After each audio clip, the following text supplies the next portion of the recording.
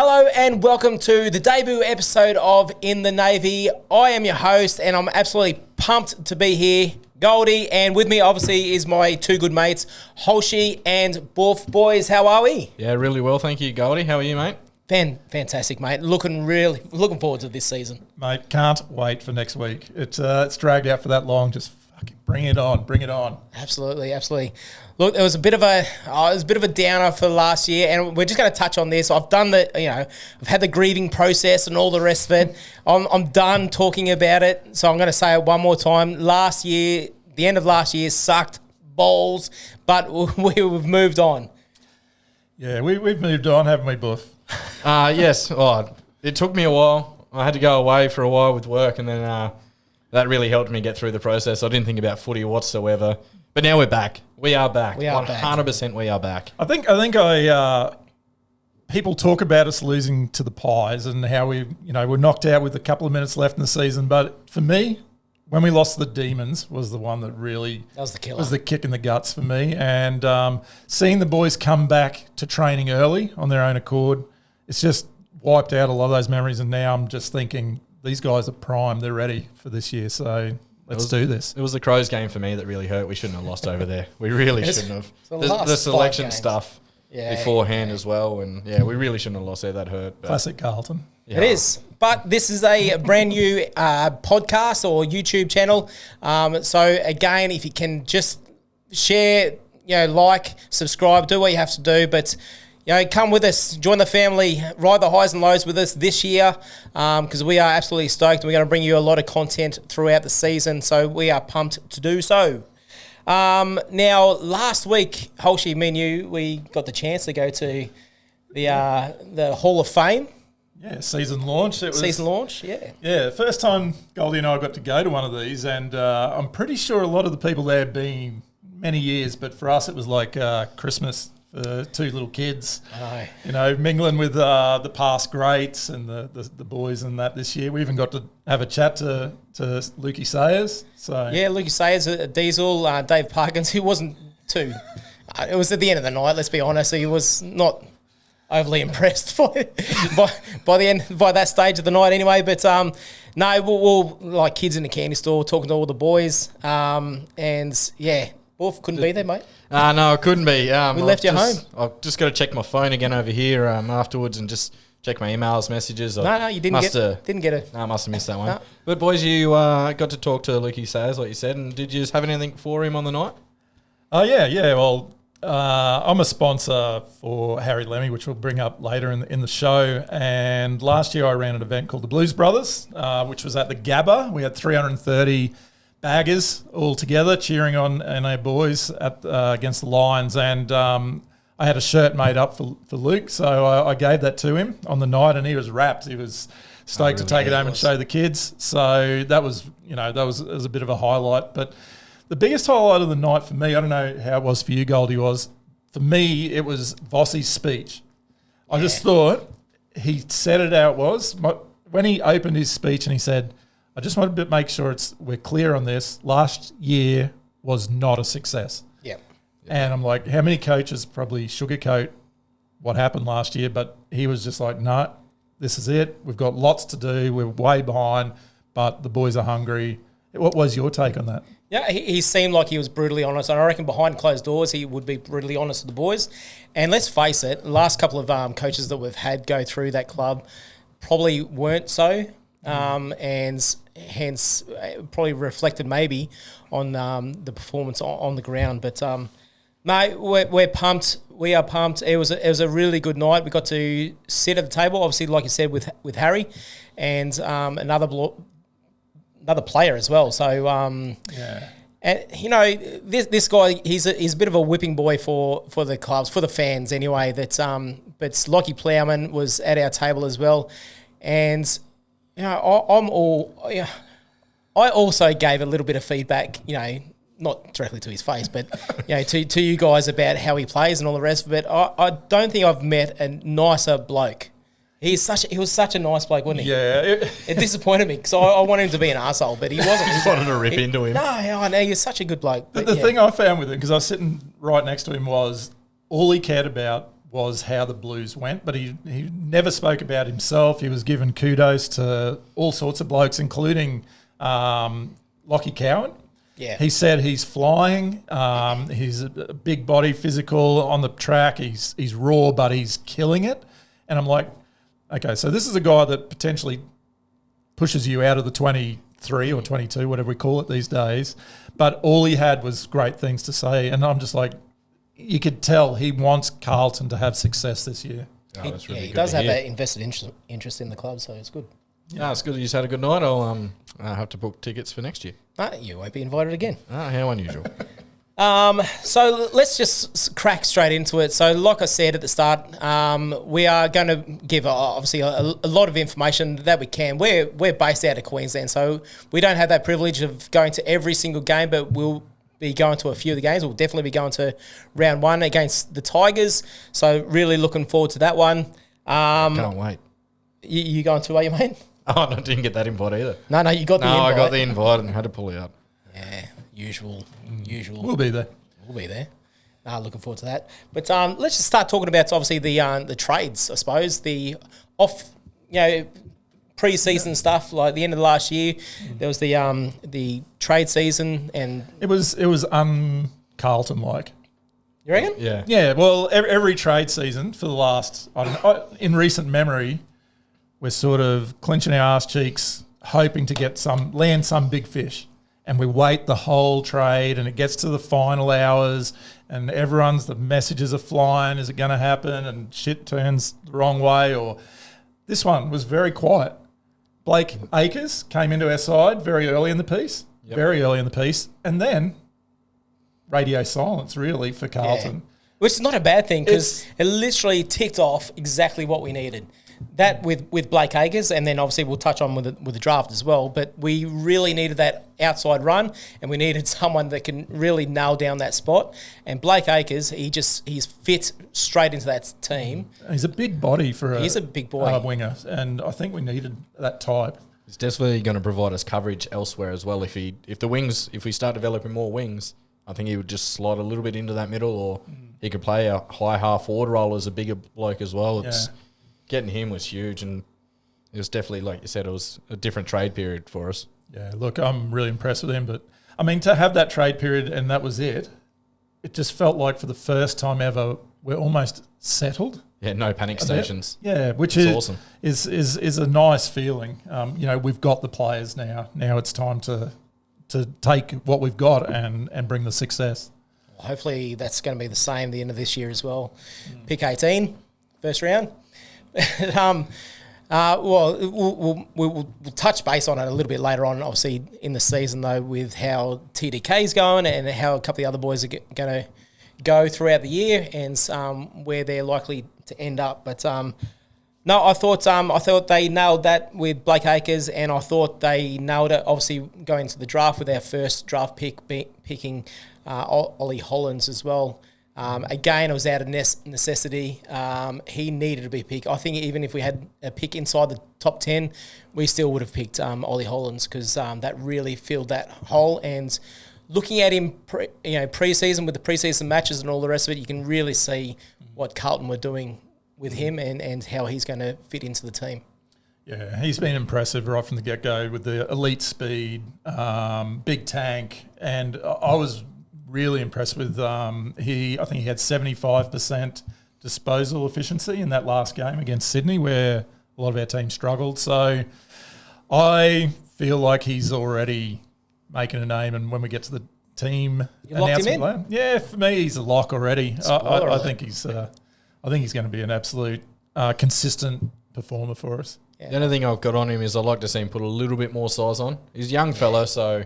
But, yeah, just looking at him, he's going to have to put a little bit more on because there's some big body wingers getting out there at the moment. And they got to catch him, though. Yeah, that's very true. But if he gets in and under, he could get found out. But I am pumped for him. I reckon he's going to be great. He's going to be a long-term get as well. He's not one of these draft picks that we're looking to get rid of in 3 or 4 years. Oh, well, he's a blue bagger as well. So I think they got 2 blue baggers, him and they did the next one. Lockie Cowan as well. So they picked up Lockie Cowan, pick 30. They did a deal with the Devil. Swapped picked next year's second round draft pick with the Pies to get him in. And I think looking at it, it's a fantastic get. Steal of the draft. Steal of the draft. I got big raps on this bloke. He's got a lot of mongrel about him. Yeah, he's just going to go in and get the footy. He doesn't care who he bloody gets in front of. Yeah. He's just going to tackle anything that comes his way. He's going to get in, get the footy, give it out to the outside runners. I remember watching all the highlights at the end of draft night, and his highlight package to me was the only one that said he's ready. He's ready to play senior footy right now. He's got a decent sized body on him. Yeah, he's hard as a cat's head. Big bloke. Yeah. I think, and you can feel that he loves the Baggers from the moment he went there. I think he's going to be a hard nose and just bring. I will say right now, in less than a year, he'll be a cult hero. I reckon. Yeah, Yeah, I'll give it 6 months. Is he the player that they wanted Stocker to be, or you know? You don't know what's he's said behind closed doors or anything like that at the club, and we definitely don't. But I reckon he's really slotted into that sort of area of where Liam Stocker was. But I reckon I don't know, his ceiling looks like it could be a lot higher. He really does have that hard nut about him, and is definitely a play that we need in that back 6 or 7. We all love Stocker, firstly, and you know when Stocker was moved on, there was a lot of us that were surprised and sort of a little bit of the unknown in the background as to why. But I feel like Cowan has a lot of his qualities, but might be a bit better overhead. He seems really good at judging the ball in the air, and I think you're going to find he's a bit more all round, but still has that hard. Do you reckon he's going to free up Doc a little bit to maybe run through the guts a little bit more and play more of that higher roll up the ground? I hope so. Yeah. I think that we need to have Doc playing that as much as possible. Yeah. Through the middle? Well, obviously he played so well through the middle last year, but even a high half back, just we need that connection. Like Sard, we were very reliant on Sard last year with a lot of that, but I think when Doherty had that run and gun, it means we've got those two weapons to take us forward. Cowan's got a very nice long kick. He's a very penetrative out of the rebounding off the 50, where I see his short game isn't probably as fine-tuned as it should be at the moment. I think he's definitely going to be that quick release type player that kicks up to a Harry or a Charlie who's leading up the ground a little bit more. Yeah, definitely. Absolutely. Going obviously on the draft again, 2 picks later after pick 30, we got Jackson Binns at pick 32. Again, a bit more of that outside run with him, with that sort of wing, half forward sort of role with him. I didn't really see too much of him in the pre-season stuff. I'm not sure if he played against the Pies, but I don't think he did play against Sydney. That's second practice match, but I know he again could be anything. But these boys are young, so they've got a lot of time to sort of develop their bodies and develop their attributes and all the rest of it that they're going to bring to the club.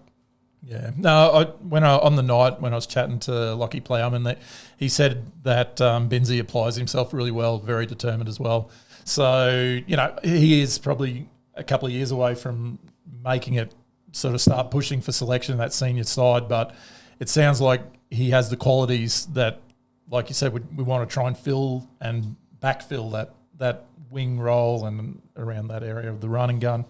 It's definitely going to bolster our resis for at least 1 or 2 years, and then hopefully push into that just leave him in side. there. Let him develop. That's all we have to do.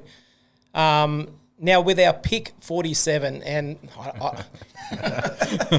this is where you can bring in your little catchphrase that you've got going on. Go on.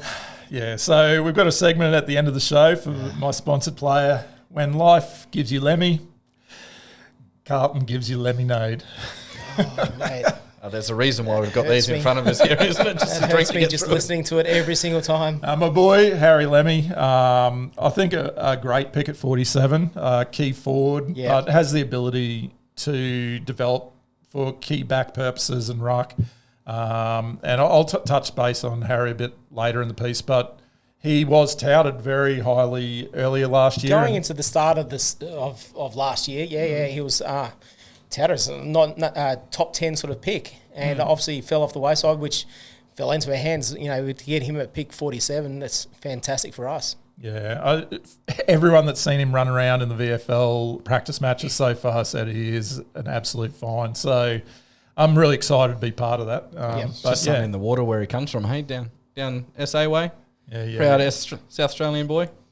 That's where all the good footballers come from. As long as he stays with us. He'll stay. He'll definitely stay. He's got a big frame on him already. I think if you compare him to someone like Harry Mackay, who's he was obviously a big fella coming into the club as well when he was drafted, but he was like 86 kilos or something like that. He was very light framed, and he took that time to develop, and obviously into like a Carlton medalist, a couple of years ago. But Harry he's a bigger boy already, and 95 kilos. You can really see that, and he's filled out, and who knows what he's going to be in a couple of years' time, mate. He's I don't know. I've got high expectations for him, I think. All right. What's next? Yeah, so let's just touch on some injury news, I suppose. So obviously we heard a couple of weeks ago that Zachy Williams has done yet another injury. Really feel for the bloke. He, by all reports, he was really cruising through pre-season. He looked like he's going to have a massive year, but unfortunately he done an ACL injury, and he's out for the year, unfortunately, for the poor bugger. Really feel for him and his family. So he'll be watching. So he's Zachy, a massive fan of. I was so excited when I heard his fitness was the best it has been in a preseason. How he unblemished run in the lead up until that happened, and when he did come in those last couple of games last year, even after the injury, and I remember it was like, oh, we've rushed him back. But he made a massive impact in that Demons and Pies game. He was one of our best as far as impact. And when he plays, Sard plays, like it frees up Sard a bit more as well. So it's a big loss. We'll never know like exactly how much it's affected this season, but hopefully it all goes well and we get him back next year. If you look at it, he only played like 9 games last year. Yeah, it was 9 games, and one of those he got injured pretty early. So his ceiling is bloody high. I mean, you look at round 4, I think it was against the the Suns lost last year. So I think it was one of our first losses by about 30 odd points. He got about 36 disposals, 6 tackles or whatever it was, and just really made a big impact on the game for him. So his ceiling. Mate, when he's fit, and like I said, by all reports, he fit and firing at the start of this season, so he could have set himself up for a massive year. Unfortunately, not to be. He's a massive loss. It's going to be hard. It is, but it opens up opportunities. We got depth. We have depth. Yeah. It's so good. And looking at the preseason games, looking at those the new boys come through, defenders, even Chin Cotter, which we haven't touched on yet, but he looked really good too. Against the Swannies, I think he picked up about 6 odd tackles as well. So he looks hard and an older body as well. So he could be anything too.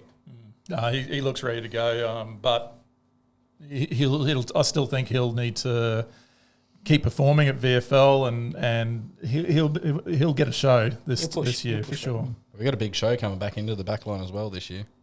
Who that? Injured last year, big number 11. The brackets, big Gov. He's going to be a massive inclusion. By all reports for the reserves game, the VFL game they had last night for us, airing this. But last night he carved it up as well. So he's looking like he's pushing for the round 1 spot, and he's apparently a bit of a lock for that as well. Yeah. And we'll touch on our round 1 predictions, who we think that's going to play. But he'll definitely make the side for sure. Dave Cunningham.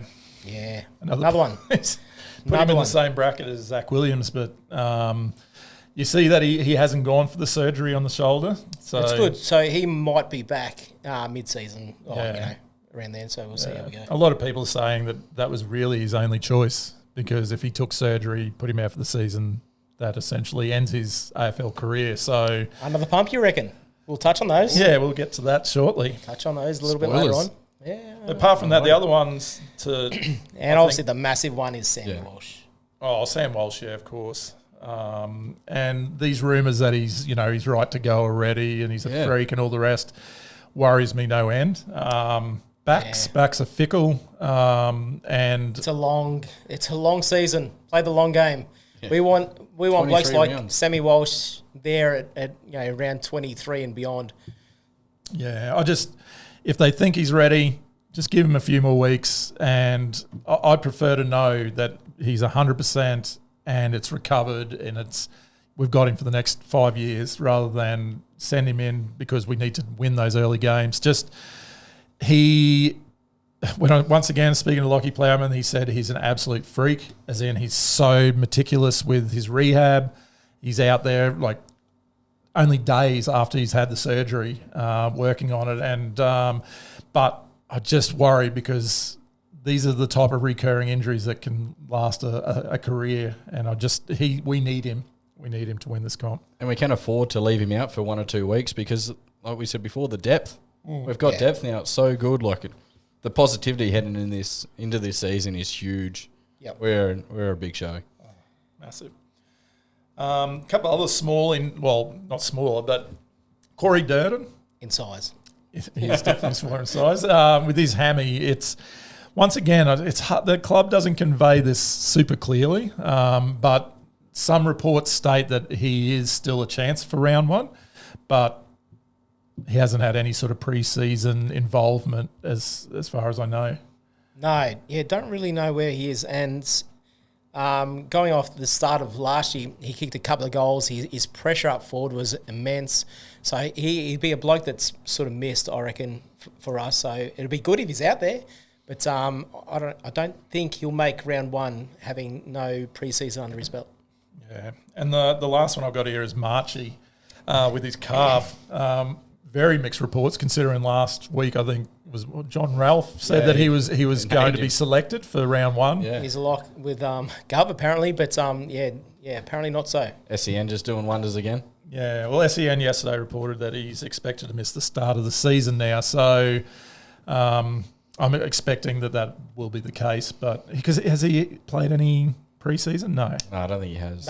No. So yeah, Marchie and Durden. When we get both those guys back, they're both, in my mind, if they're at their prime, they're top 22. Yep. Definitely Durden. Yep. So let's talk about the season then.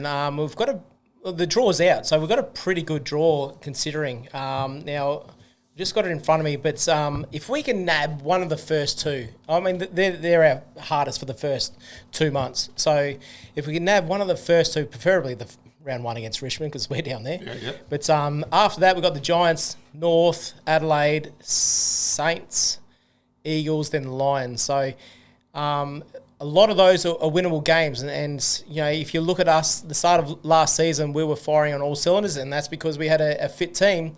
Lo and behold, the latter half of the season, all the blokes started dropping like flies and we started losing games. So if we can keep fit, the first 2 months, we could be right up there with the best of them. Yeah. I'd like to see us 6 out of 8. 6 out of 8, 6 out of 8.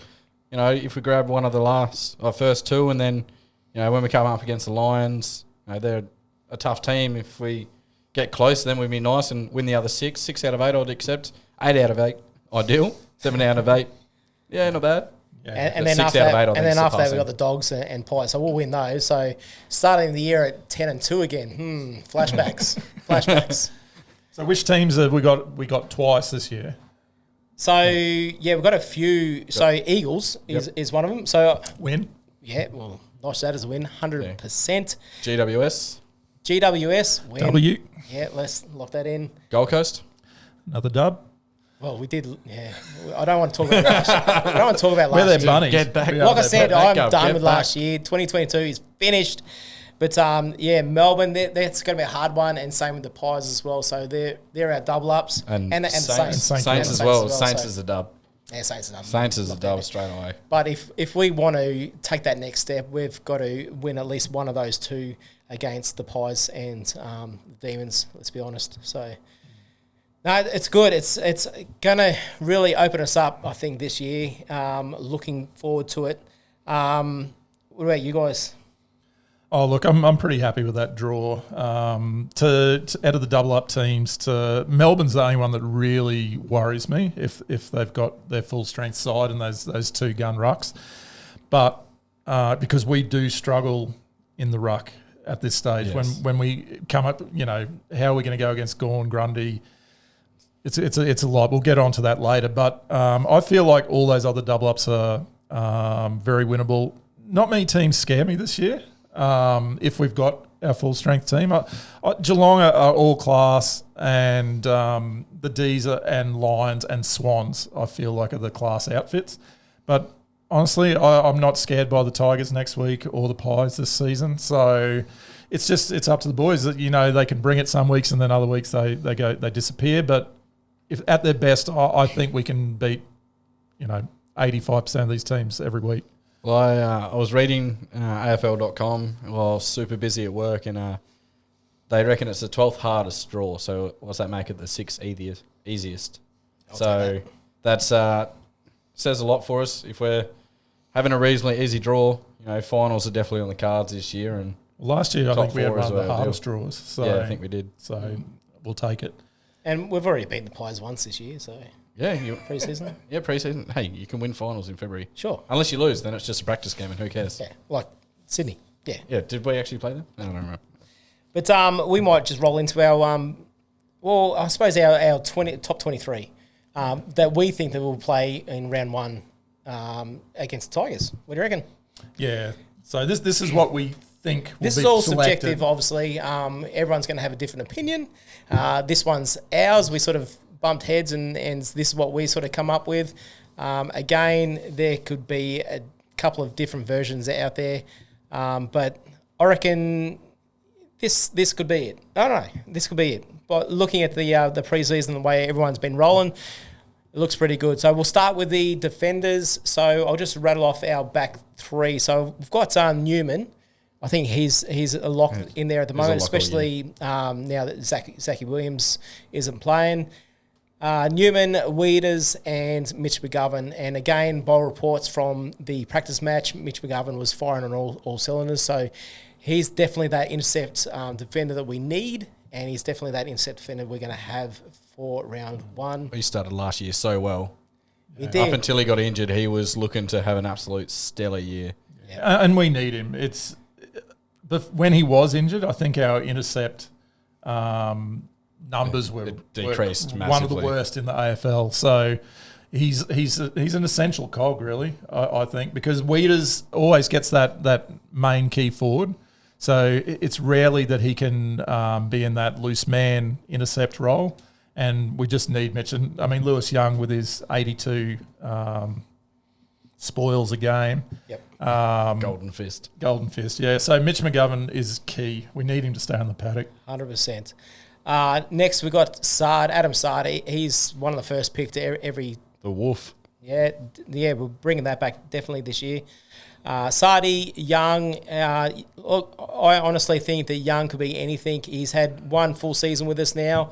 I think, him this year, and again, it looks like he's had a big off-season as well. So looking forward to seeing how he goes this year, but he's definitely in our centre-half back role.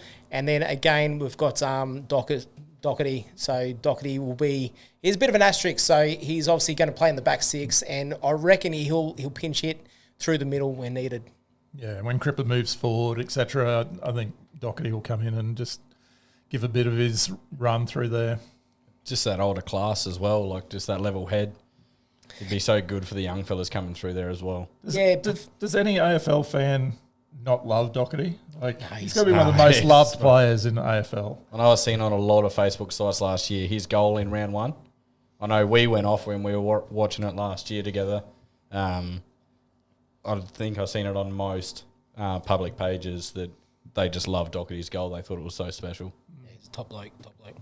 Now through the centre, we bring in our new boys. So with Blakers on the wing, it's really going to free up Sardi to run through there as well. So Akers, Cripper, and then on the other side, we've got the new fella in Ollie Hollins starting on the wing.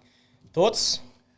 Yeah, look, I think Ollie Hollins in both pre-season matches has been exceptional. Against the Swans, where a lot of the team did struggle, the Swans came out and they were just, they were playing for keeps, whereas it felt like we were playing a bit of cotton wool. Bruise free footy, unfortunately. But Hollands, even under a lot of pressure, he was scaling the ground at ease, and he had 75% disposal efficiency, and he doesn't mind getting in there and getting physical for the tackle, even though he is quite slight of build at this stage. He will take the game on, and I just feel like he's got the run and tank of Lockie O'Brien. But I just think he might have a little bit more skill under the physical pressure one-on-one. So I think he might just scrape in. Yeah, by all accounts, his kicking is not too bad. So he's probably got the one up there. Yeah, looking forward to that. Then through the half forward line. So we've got, again, this is subjective. So we've got Martin on the half forward line with Charlie Curnow and JSOS playing, or Motlop, sorry. So looking forward to him. Again, he is firing on all cylinders, so as in Motlop. So looking forward to what he produces this year. Hopefully it's a step up from last year where he looked fantastic. He looked in great form. So looking forward to seeing how Motlop goes. And the full forward line? Full forward, we've got little Owies or Durden. So, again, there's an asterisk. Not sure where Durden is at with Who's his... your first pick? Who you get a choice out of two? If I'm being honest, it'll be Durden. Looking at it, how he played last year against the Tigers, where he kicked 2 goals, 1, I think it was. Again, his presence and his pressure that he applies. Not saying that Owies doesn't, but I think Durden's really is that spark, that Eddie Betts type spark that we need in that along that forward line. So... Durden for me as well. Durden, yep. If fully fit. Yep. And then obviously Harry Mackay, and then we got the game 100 being JSOS. Looking forward to that. I don't think anyone's got any different for that. No. I 100% agree. Followers, looking at the preseason, they start off with TDK. A lot of it, they put him in the centre for the rucks for a fair bit of the game, and then when Pitto come on, you did see that difference and a little bit more class. So for us, it's Pitto is going to be that number one ruck. I think he just puts it on the lap. He's that tap ruck specialist that we sort of need. I can't help but feel in those games they wanted TDK to take the brunt of it while they managed Pitto back from the knee injury. Yeah. He even had a hit out last night. Yeah. So, they're still getting the run into him. And let's face it, I think we all agree, Pitto is a better tap ruckman. Oh, 100%. To give that service for our midfield, whereas TDK is that athletic, sort of versatile ruck. But I wasn't impressed with TDK in the Swans game. Not that you can really take much out of that pre-season game that we're, playing half-assed, but... I did notice it last year as well. He can, against the better rucks, get dominated in those stoppages and the centre clearances. So I feel like Pitto is required while TDK still continues to develop. Yeah. So I think TDK's ceiling is enormous. I think he could be anything, and he's early 2023, whatever he is. Him in a couple of years' time when he's at that prime age, 26 and above, mate, his ceiling could be anything. So really looking forward, and hopefully he stays a blue. And I'm sure he will. They have Cruiser down there full time as the ruck coach now as well. So if he's teaching them, then he's going to be pretty good in years to come. Again, so the followers, Pitto, and I don't think we've got any discrepancies between these two, is Kennedy and Hewitt as well. So again, looking forward to seeing how Hewitt goes. He's a staple for us. He is hard as they come. I really think that he's going to poll Brownlow votes. I think he could be anything this year. Hopefully he stays fit, and we really did miss him towards the end of the last year. I reckon that pair, Hewitt and Bam Bam, they're both hard nosed, and when they play, Cripper is freed up so much more. I found when Kennedy got injured last year, there was a lot more attention that was being given to Cripps from other defences.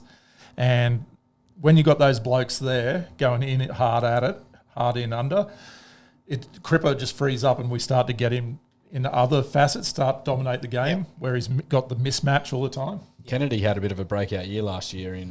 He was good the year before, but last year he was a focal point of a lot of our good plays. In under hardness, it was unreal. And how often does he get that sneaky goal? And whenever he gets that, like pushes forward and gets that mark just inside the 50, he nearly nails it every time. Yeah, 100%. 100%. Interchange now, we've gone TDK, so we're going to play the two rucks for our side, and fair enough too. I think with TDK, I honestly see him pushing to that half-forward sort of role as well as obviously the ruck and sort of interchanging through there. So he'll definitely, I believe he'll definitely play. We definitely believe he'll play. Chera's, I think he's going to have a massive, massive year this year. I honestly do. Again, he's carving it up in pre-season, looking bigger and looking a lot fitter than last year. So he's primed. Yep, I agree. Fisher, again, also on the interchange. And then we're bringing in the other debutants, as in Cowan. So the Moo. Yeah. I think Cowan's probably the one that could miss, but on the back of his preseason form and what I've heard from training and all the rest of it, he's got the body ready to match it in this grade. So, and I mean, if they're picking on form, like it feels like he's flying at training and deserves the spot. Yeah, and he's that interchange for the defence as well. So obviously need one to go in the back. Yep. With our super sub or our sub, now this could be anyone, but we've chosen Lockie O'Brien to go in there. He's got that penetrating kick, as we all know, and I think he'll just provide that little bit of spark towards the end. Hopefully we only need it at the end, and it's not a injury that forces Lockie O'Brien to come in. But if he comes in the last quarter, the last 20 minutes, who knows? He can really provide that bit of spark that we sort of need. Yeah, massive tank. To think players that 3 quarters into the game might have to start following him around the paddock. I think he could make the impact we need late in the game. Huge tank, very similar to Hollands in some ways. Question without notice, Durden and Owies, or Durden's fit, does Owies push to the bench? And if so, who pushes out of that bench there? Is it the debutant? It's hard. I mean, do you play the 3 smalls when you got Durden, Motlop and Owies? So, it's one of those tough ones. But I think from all accounts, because Richmond's back line is a bit undermanned, Robbie Tarrant's gone, they're talking that they will probably go more tall this week to try and expose their sort of unmanned, shorter back line. Yep, so probably always to the bench or always to the sub? Possibly, yep. I don't know. I think Cowan plays. Yeah, do you put a small forward as that sub, that impact player? I don't know. So, it's one that's up for debates, but obviously there's some absentees with obviously Walsh, again, Durden and Marchbank as well. So, and also Chin Cotter. So, and let's face it, the pick 23 is really just on hold at the moment till Cottrell's back. So the super sub. He is the super sub. All Australian super sub. So on that, who do you think Boof is going to be, have that breakout season? I'm glad you come to me first because mine is probably the best. Go for it. Jesse Motlop. He's going to have an absolute breakout year. It's the obvious one, isn't it? No, it's not obvious. I've researched for hours and hours and hours about this. Yep. Jesse Motlop is going to be our number 1 best small forward in the side, in the club, by the end of the year. Yeah, I like that. Because last year he was that good, but he was just struggling to finish in front of goals. I think this year he's just going to go leaps and bounds ahead of Durden, always, maybe even ahead of Fisher. I didn't really put Fisher in that bracket because I see him playing a more up the field role this year. I see him pinch hitting in the middle for a little bit for that quick speed. You get like Bam and Cripper in there, and even Hewitt. You take one of them out, you chuck Fish in, and then you've got that quick outside run of the guts. Get it to the big boys, get the hands out. Fisher, I think, is going to play more of a midfield role. So I think Jesse Motlop will be our number 1 small forward by the end of the year. His body looks like it's matured a lot too. Like he's started last year to now. He's a big little boy, isn't he? He's a little nugget now that's still got the love speed. It. Yep. Is that why you like him, Goldy? Because he's built like you? Yeah. Yeah, why not? Sure. Holshy, who you got?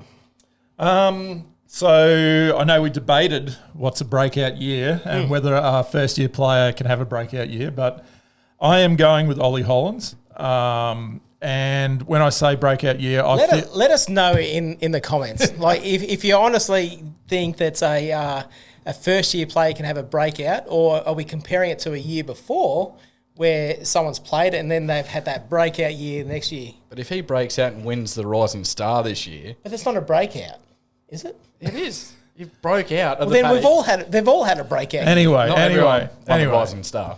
I'm going to go Ollie Hollins. Breakout. It's not a breakout. Anyway, sorry, Kev. Just all reports, he is, from the very get-go, he's fit into the structure perfectly. I think he's going to be a massive contributor, and I feel like come into the year, we're going to say, wow, that the penetration and the run and gun and the ability to work defenders over on that wing because of the attributes he has, we're going to be talking about it. But similar to what we, maybe not to the extent of Sam Walsh in his first year, but we'll be saying, right from the get-go, this guy became an integral part of our dynasty. Dynasty, love it. Gone big early. Goldy. Yeah, no, 100%. I agree with 1.5 of yous, okay?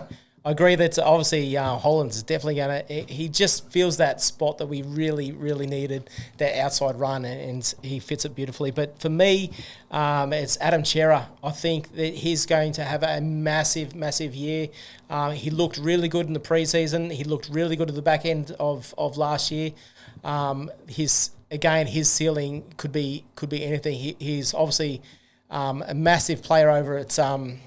Freo, and then for him to come over to us and play the role that he has really frees up a lot of our midfielders, and he'll also get pushed out onto the wings as well. So I think that he'll interchange sort of with that Ollie Hollins and Lockie O'Brien and Akers and that on that wing. So he'll play through that midfield. He'll provide that much spark. I don't know what his odds are for Brownlow. Am I getting too far? 151 to 1. There we go. There's easy money. I put a sneaky 5 on it. Yeah, no, I think his ceiling is going to be absolutely enormous. So this year is the year of Chera. All right, so we'll touch on with, what do you reckon, some bold predictions for this season.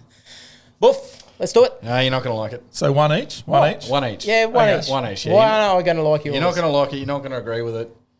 I probably won't. No, you haven't agreed with anything I said all day. My bold prediction is TDK will finish this season, 2023, our number one ruck. Really? I think he will overtake Pitts, and I think J Sauce will go back to how we were playing last year when we had a good middle of the year when Pitts was injured. You're dropping Pitto altogether out of the side. Halfway through the year, depending on how he's going. Yeah. And I think TDK will finish the year. Yeah, number one ruck. Hey, we got a reserve side that can play finals as well, yeah? Right. So he can go win a premiership there while we win it in the AFL. I like it. I respect it. I don't agree with it. I respect it. We're going to be too big if we've got both Pitts and TDK playing in it as well. Like TDK can play forward. He's got great hands. So you can rest him down there. J-Sox should go in, and then Pitts is on the bench. Or that's going to be a fun thing. I wouldn't want to be Vossi. Yeah. Wouldn't want to be Vossi when you've got Pitts, TDK, J-Sauce that all go through there. Like Pitts can't go forward. Or he can, but I don't think he's got good enough hands, good enough kick to play forward. So he's going to have to rest on the bench. TDK goes into the ruck, or J-Sauce goes into the ruck to the other one there. Later on in the year, if you've only got TDK and J-Sauce, you can work out that rotation a lot better because interchange is capped. Yep. I just don't know how I feel about J-Sauce going back to the ruck. Yeah, he's not a ruck. He is in that Band-Aid role, wouldn't he? And it's not that he did a poor job at it. He actually did really well. Yeah, he had some impact there, but I just felt like it took away the impact he had up forward of the ground. I noticed when he was in ruck, you noticed him there, but then you didn't really see his, the goals and the rest of it that he puts on the board often when he's he was there game. because we had no one else. Exactly. I'd rather him just be able to play forward. If Pitts was good enough to rest down forward, then that is the perfect scenario. I just don't think he's got the ability just yet to play down forward, grab them big marks and kick continuous goals like TDK can down there. So I think it's not going to be so much that I don't think Pitt's a good ruckman. I think he's the tap specialist that we've got. Yep. He's going to start the year number 1 ruck. I think just our matchups and our game plan and that sort of stuff, I think we'll struggle to have the 3 in the side. Now, I don't see JSOS going down to the side. And I think TDK is our future, so I wouldn't want to see him go out of the side. And he is due a contract at the end of the year as well, which... He's got to fight hard, you reckon? You see a lot of players, when they are out of contract at the end of the year, they come out and just have... I could have had him as my breakout player for the year because of his dual contract, and you see a lot of them, they come out and just have absolute stellar years. Can I just ask a real quick question on that? I just want to get your guys' thoughts. Does it feel like Carlton almost have to play TDK, otherwise they risk losing him? Something came out in the media, didn't they? Well, I think there's something. His agent stated it was something about, he wants to stay with Carlton, but he needs to have a spot. He needs to be playing. Is it almost like even if he wasn't, for the team's balance, wasn't in the top 23, will they still play him just because of the risk of losing a superstar? He'll stay if he plays was the somewhat of the quote. Well, for me, he plays regardless. I think he is that athletic. He provides a bit of spark. I honestly think that he will fill a role down that forward line as well. Hopefully not at a cost, for Charlie or Harry to be out, injured or something like that. Because they were a mess when they played together. They were. But no, I think he plays that role even, I don't know. Yeah. We'll see how we go. I mean, I hope he kills it. I love him. Yeah, regardless, I love the man, so... Okay. Yeah, that's a bold prediction. It is very bold. Boof's bold prediction. Crack straight into mine. We are finishing top 4. I don't give a shit what you say. We are finishing top 4. We are winning 16 games, like it or not. 15. So is that how we judge it? What? 16 games? Like at the end of the year, when we look back at this? 16 games. No, we're top 4 is my bold prediction, but I'm going that one step further because I provide for my people. You are my people. And I'm giving you 16 games. 16. So what are the 6 that we're losing? Yeah, that's the hard question. Question without notice. Sorry, I think 16 is realistic. So I reckon between 14 and 16 games in that'll finish us between that 5th, 4th and 6th sort of position. So, but we're finishing top 4. Lock it in. Okay. Go for it. Okay, my bold prediction is, and this goes back on Goldy's breakout year nominee, but I think Adam Chera will make the All-Australian team this year. Gets a jacket, you reckon? I thought last year... So he's having a breakout year, you're saying? Yeah, he is. Because he's played beforehand. So Hollands isn't... Yeah, I think Chera last year was playing really, really well, and he had that injury, and he came back, and it took him a while to sort of get back to his best. And he was playing certain roles where there was some lockdown games and so forth. I feel like he is our most skilled midfielder. So he is more skillful than Cripper and Walsh and Hewitt and these guys and Bam Bam. His handball out of traffic is elite. His kicking is elite. His tackling is elite. I feel like with all the hard-nosed guys in there, he's going to be the one that is going to come out of these stoppages and produce for us. I also think he'll kick more goals this year. The last couple of years, or last year, he didn't kick many goals, but I think he will hit the scoreboard a bit more. And if Carlton make the top 4, we're going to have some more All-Australians, and I think Chera is going to be the one that's going to surprise and jump in there. Maybe on the interchange. I agree with yours. I agree with mine, and I'd love yours to happen, Goldy. That would make me very happy. I would not like yours to happen, but I do agree with myself. I respect it. I like you, righto. So for this, we've sort of we've made a bets with mates account, haven't we? We're putting in $10 a year, $10 a game. $10 a year, jeez. $10 a game for the Carlton game. And throughout the year, we'll obviously make 23 bets. It's cost me a fortune. 24 with the futures bet. Oh, and then we got finals as well. Yeah, finals. But luckily, what week do we save a bit of cash there when we got the ball? My wife's not watching this, is she?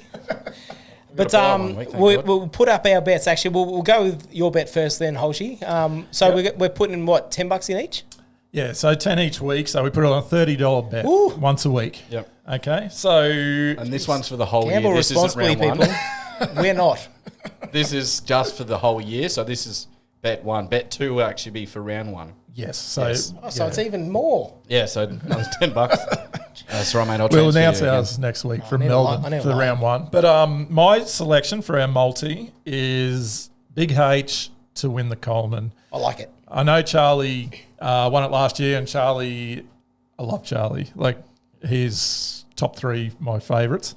My jersey has Charlie's number on the back, but I think Harry was missed a lot of goals. I think he was like 50% with his goal kicking last year. And early signs in the preseason is he's got his drop punt working again. Hopefully he's not snapping from 50 out again. Yeah, and he just looks massive, and I think with our forward line, he's going to start. He's got the best hands, clunking them, and he just got to kick straight. And I think he'll win the comp. Our midfield's going to get them a lot more ball this year as well. Yeah, I like it. Just I got to go back to one thing you just said then, Holsh, that your jersey has. Is it Harry's number on the back of it? No, Charlie. Charlie. Oh, mine used to have What happened number to yours? 8. Oh, I lost it. Oh, what? Oh, sorry, I didn't lose it. There's a bit of a story. Oh, I gave it to a couple of mates, and they put it down and lost it in Melbourne. Oh, we won't go into it because We got drunk. We got drunk in Melbourne. Who knows where that thing is? If you see anyone wearing a jersey with number 8 on the back, Carlton and Boof jersey. written on the top of it, just grab it and I'll give you my address and you can send it to me. Moving on, I don't remember what happened. So. Can't remember. Yeah, I can't I was remember the whole dancing. trip. dance. My bet for the year is I've gone with a back-to-back. I've gone with Cripper, back-to-back Brownlows. Yep. Okay. Well, I think He is favourite, so he is favourite, so I've gone the easy option, really. It's not really that I've gone the $9 favourite. But I think with Sammy Walsh out at the start of the year, Sammy's someone who can take votes off of him easily. Not to say that, Doherty, Hewitt, Kennedy, the 2 big forwards, Wiedering down back they won't take votes off him, but Sammy's his real big danger. I think Cripper will just, dominate early. He may quieten off a little bit once we start to get our momentum together as a team and start to gel, but he'll step up in the big games and get 3 votes, and he'll win it again this year. And Nice. it all comes down to you, love Mr. Goldie. No, What is your pick, mate? This is easy for me because I've actually said it already. So I've got us making the top 4, so that's going to be my bet. And it's interesting, they had their captain's run the other day, and I think like 8 of them didn't even have Carlton making the top 8. Ridiculous. Yeah. Idiots. But That's why I play for other clubs. that is going to be my bet. So Harry, Coleman, Brownlow, top 4, lock them in. How much are we winning? I put it on just before we started the pod, and I think if they all come through, we collect $8,001. $8,001. I don't know how we split that one. If you're watching Wife, stop watching. Stop watching 5 minutes ago. Just fast forward. All right. That's pretty much it for us. You got anything? Holshy. Yeah, look, just before we wrap up the episode, I just wanted to say I had a great chat with Harry Lemmy last week, who is my sponsored player. I just wanted to give a real quick insight. He's such a determined young kid. The first thing that really stuck with me was how much he wants to be in that 22. He in his mind, he wants to be there this year. Obviously, he's got some development to go through and all the rest, but who knows with injuries. He also said that Big H has been basically Taking him under the wing. under his wing. He's like his The big one-on-one wings. mentor.